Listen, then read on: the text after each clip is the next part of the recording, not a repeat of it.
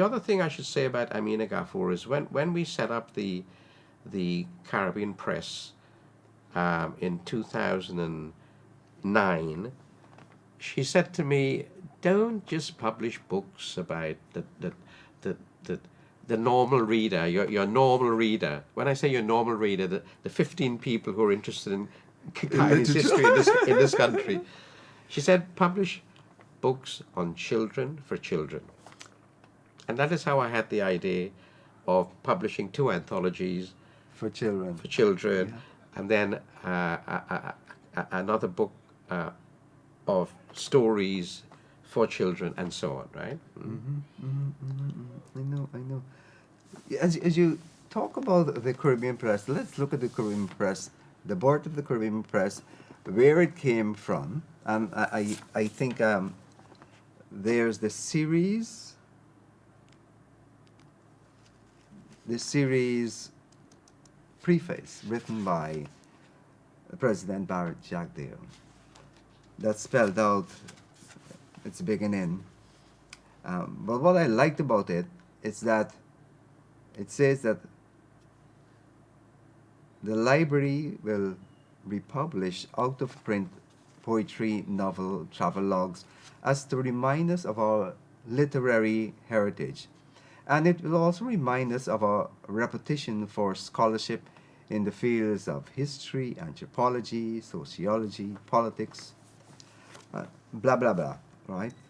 But then he closes this series by saying, so that all Guyanese can appreciate our monumental achievement in moving from exploitation, beautiful, moving from exploitation to expression. Beautiful, beautiful phrase. Talk about the beginning of the Caribbean Press. Well, when I had the good fortune of meeting President Jagdeo at Carifesta in 2008, I made an appeal for the creation of a publication house in Guyana, because I knew that Heinemann was closing down not closing down, but minimizing Scaling down, right. and Macmillan, they're minimizing their interest in Caribbean literature. And so I made the appeal. I was with Derek Walcott, the Nobel laureate, so that strengthened the appeal tremendously. But the president responded immediately, and he said, "Who is your team?" I told him it's myself and Ian MacDonald. We started with that, and with Amina's intellectual backing. Amina Ghafoor's intellectual backing. We don't want any money. We'll just give you a list of the books that should be published. We have a little committee of scholars to look at the recommendations, and we will print the books. You pay for the printing of the books. You pay for the shipping of the books, and it goes to Guyana for free distribution to libraries and schools. With some sent to Austin Bookshop for the general public, right? And many of these books are now on the internet, where you can download for free, the CaribbeanPress.org. It was between 2009 and 2014, 15, the largest publication program in the history of Guyana. It involved the publication of about 84 books, from Sir Walter Raleigh up to today.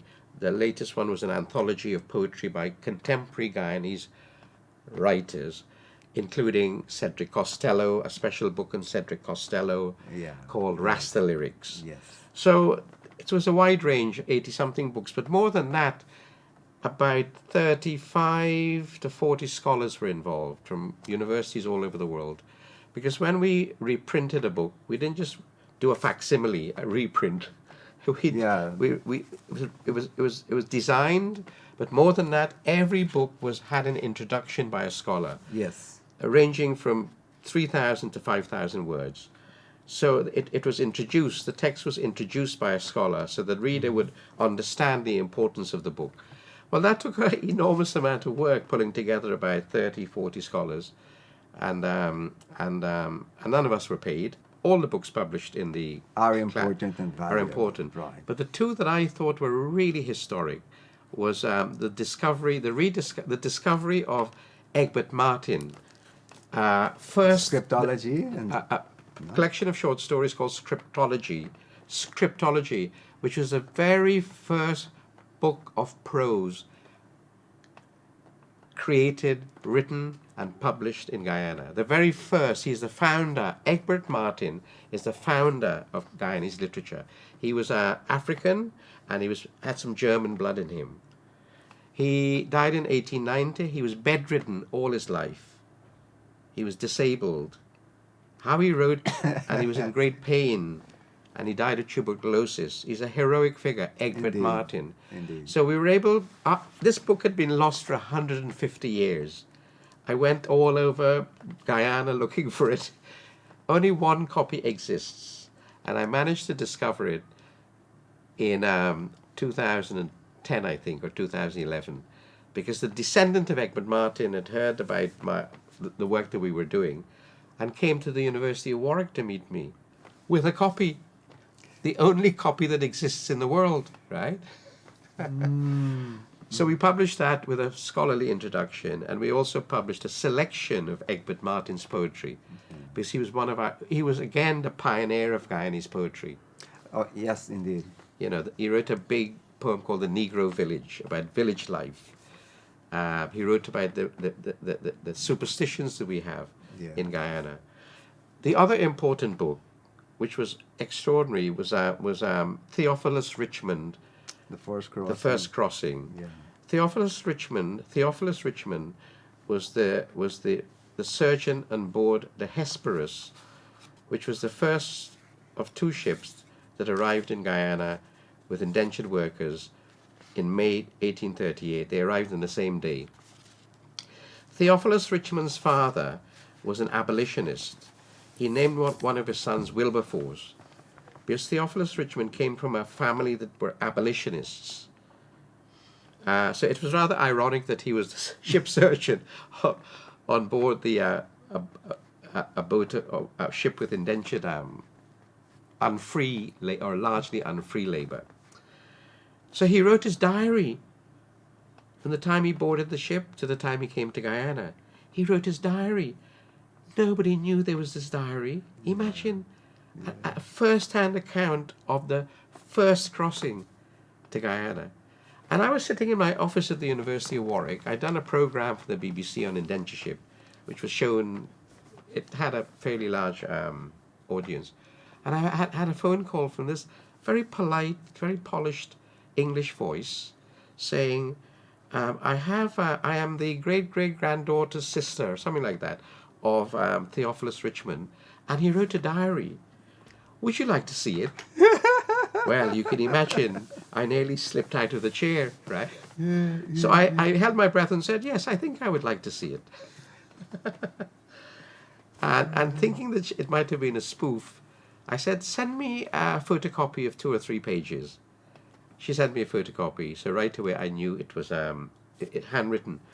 I knew it was serious. So I went down to see her in a place in the south of England and washed my hands, met her, held the book and looked at it, and that was then decided. I pulled together a team of scholars at Warwick University. The name? Bridget Wells.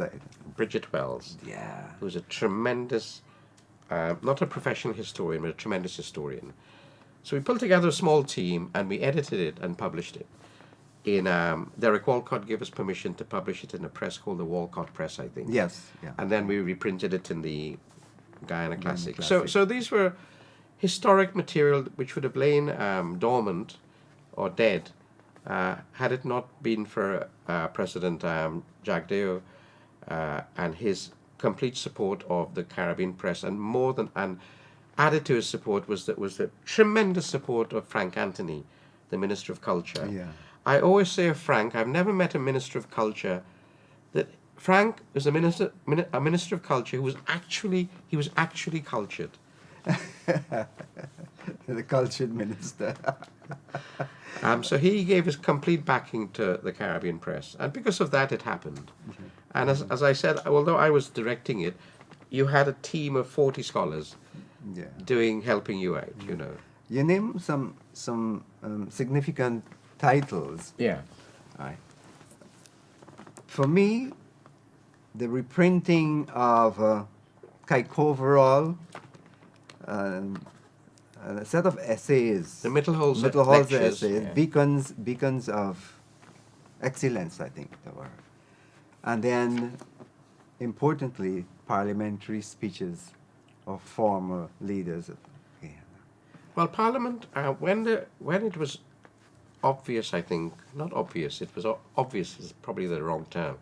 When it was apparent to Parliament that this press was doing quite a bit of work, I think Parliament asked me, I can't remember the mechanism, whether the Caribbean Press can reprint all the parliamentary speeches of all our prime ministers, or Our premiers and prime presidents, right. ministers. Uh-huh. So obviously we published, I think, about 7, 10, 12, maybe about 15 volumes of speeches by all our political leaders, our Premier Jagan to Hoyt, from President Jagan to President Hoyt. And that was, as you can imagine, an enormous amount of work. Because you're talking about thousands and thousands of pages of material that I'm not personally interested in. I'm not interested in the sugar levy, for example. It is not my primary interest, or shipping problems or so on. But it had to be done, otherwise the records might have been lost. Yeah. Now they're not just published and in libraries, but they're also on the internet where anybody can download for free the history of our parliamentary debates. Yeah, yeah. There's another one there. There's a young lady who won the Guyana Prize for nonfiction, and she wrote about, oh, there's it. The Few Among the Many, Women's Labor in British Guyana's Jails, by Estherine Adams. Estherine. Adams. Why I raise this is because the Asylum Journal, Yeah. that was published by the Caribbean Press, is an amazing piece of work. I mean, you can go to those two volumes and get so much from it. Yes, if I can explain what those two books were about, and this was the work of my doctoral dissertation student. I was supervising her work, Dr. Letitia Gramaglia. She discovered the writings of a great doctor who came to Guyana to work in the mental hospital in New Amsterdam and changed everything. It's now what we call occupational therapy. He set up a bakery, he set up a printing press, he set up games, he unlocked, he unchained the patients. He gave them work to do. They became printers and bakers and little tradesmen. And he repainted all the walls of the asylum to humanize the environment. A really great man who has been forgotten, Dr. Grieve. Dr. Grieve. So we were able to, through Letitia, we're able to reprint with scholarly introductions his writings. And that again was a completely forgotten aspect of our history, which thankfully the Caribbean, the Guyana Classics, the Caribbean Press was able to resurrect. Now that leads to Estherine Adams. I was one of the judges for the nonfiction prize, which was given to her unanimously by all three judges: myself, Professor Dr. Uttar, and Eddie Green, Professor Eddie Green. Okay. Lisa Uttar, Dr. Lisa Uttar. Uh-huh. It is a book that is meticulously researched, beautifully edited, thoroughly, presented. beautifully written. It starts every chapter. It looks at women in prison in Guyana from 1838 to 1920, from the ending of the enslaved African period, 1838 abolition, to the ending of indentureship. And her argument is this, that the planter class, allied with the magistracy, jailed people for everything. You spit, you get jail, right? You cuss, you get jail.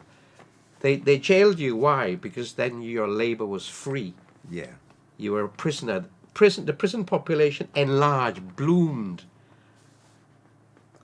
Prisons set up everywhere, and a very cruel system, because you could be sent to prison in New Amsterdam, whereas your family live in Georgetown, and in those days it'll take you 5 days 5 days to get to you. So it was a way of controlling labor. Africans were now freed. The Indians could not be treated like the Africans, because the abolition movement was trying to protect the Indians, right? So how do you deal with your free labor? You jail You're them, correct. and you make them work, and you make them work hard labor. I'm not talking about planting bygone and bora. And pumpkin. I'm talking about seawall defense, breaking stones, In the blistering life sun. imprisonment. Some of them had, right? It, Yeah. it brings to mind Edward Jenkins' book,